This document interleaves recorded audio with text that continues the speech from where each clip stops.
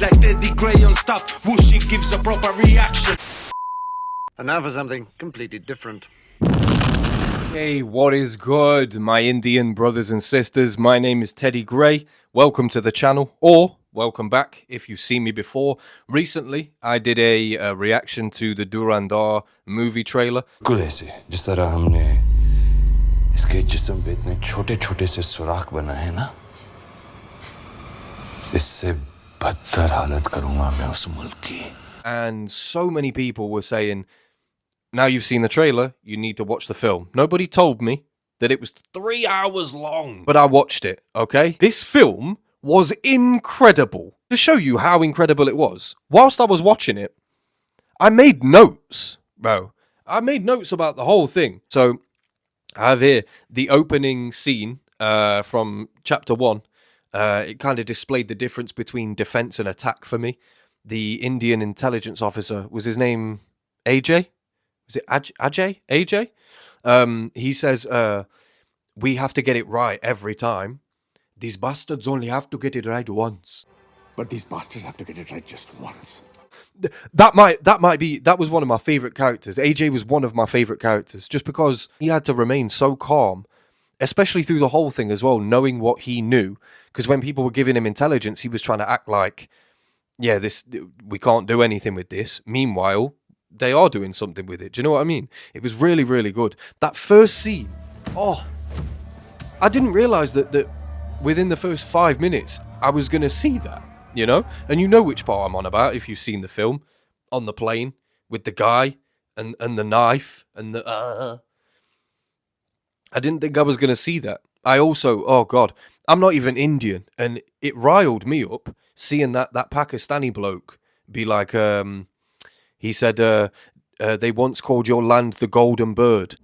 आज सोना भी लुट गया, कल चिड़िया भी उड़ जाएगी, हैं?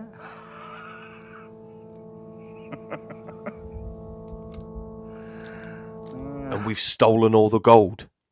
And we'll clip the bird's wings. He said something like that. And then AJ was like, glory to India. He wanted everybody to say India. He said glory to. And he was waiting for everybody to say India. But that Pakistani had a gun to the guy's head.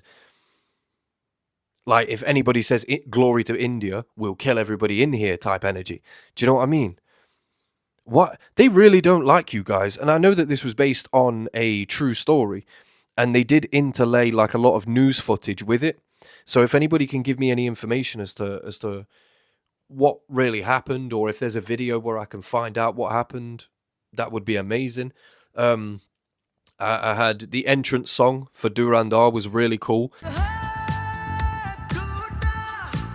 Also the wedding scene, it made me really want to attend an Indian wedding. So if any of you are getting married and it's going to be a big Indian wedding, I could just come as a +1. I think it'd be quite fun.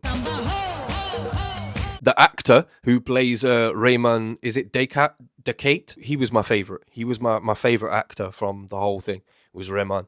The scene where Rayman identified his son, and then he went over and spoke to Hamza like, is that my son's blood on your shirt? And he's like, yes, with his head down. Like, it's just so gripping. Like, whoever that actor is who played Rayman Decate, I've never seen you before. I've never heard of you, but beautiful, a beautiful performance throughout this whole thing. Not just that scene, but that scene like gripped me to that character. I was like, okay, there's dimensions to this guy. It was incredible to see. Heartbreaking, of course. Nobody wants that to happen, but he portrayed it so well that it was amazing. And then when he saw his wife as well, and his wife slapped him, and in that moment, he was still so sad, but also pissed off that his wife did that to him, so he has to try and remain stoic. I saw it all in his face. It was just brilliant. I really saw everything, and the actor really impressed me. Of everybody within this, that actor in particular really impressed me.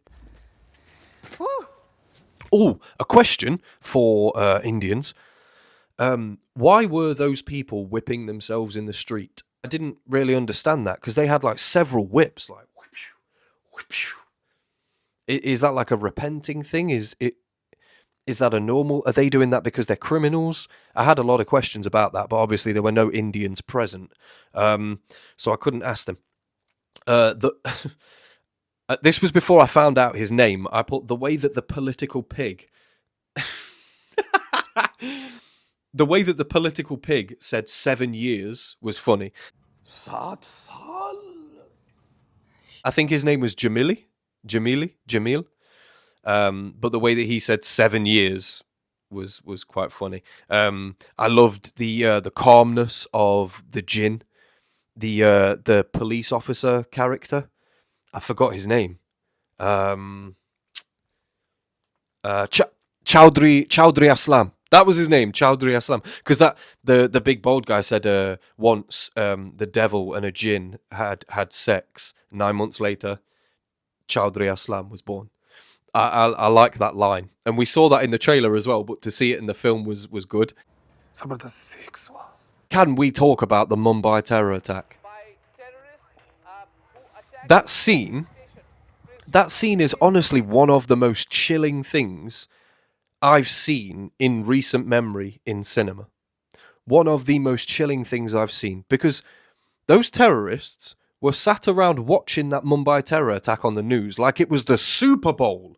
They gathered friends round, chips and dips, popcorn, soda, refreshments on tap, laughing and joking like they're not watching people be murdered, you know?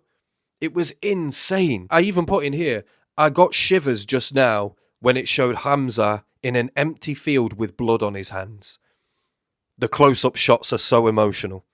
And they were. When it was closing up to him and his eyes were welling up, but everybody around him was saying, Allahu Akbar. So he had to say it as well. He couldn't let his guard down in that moment. But imagine how difficult that must be. You're saying glory to their God whilst they're killing your people. And you know that, oh God. It made that scene after when he went there with the bottle of Jack Daniels or whatever that was, and he was just down in whiskey trying to forget that pain. It made that so, like, yeah, that is what would happen. That is what would happen. You'd have to go somewhere. You'd have to drive off somewhere very remote and go and throw up. Just think about what it is that you're involved in and what you're doing. He's got to be thinking, like, am I even doing the right thing? Because he gave the guy the ammunition. That's got to kill him, man. I almost forgot the MO of the entire film. And I actually got annoyed at Hamza when he snaked Rayman out. You know, in the car, when Rayman kind of finds out that Hamza is double-crossing him. I kind of felt bad for Rayman, you know? Because he's had all of these people around him that he couldn't trust. He's got like one or two people around him that he thinks he can trust. One of them is Hamza, and you know, and that happens. But obviously, you know, it has to happen because that's the whole reason Hamza's there. I don't know how true to the facts everything is, but I would assume that it's pretty true to the story. So I feel like this all sets the part 2 up very, very well.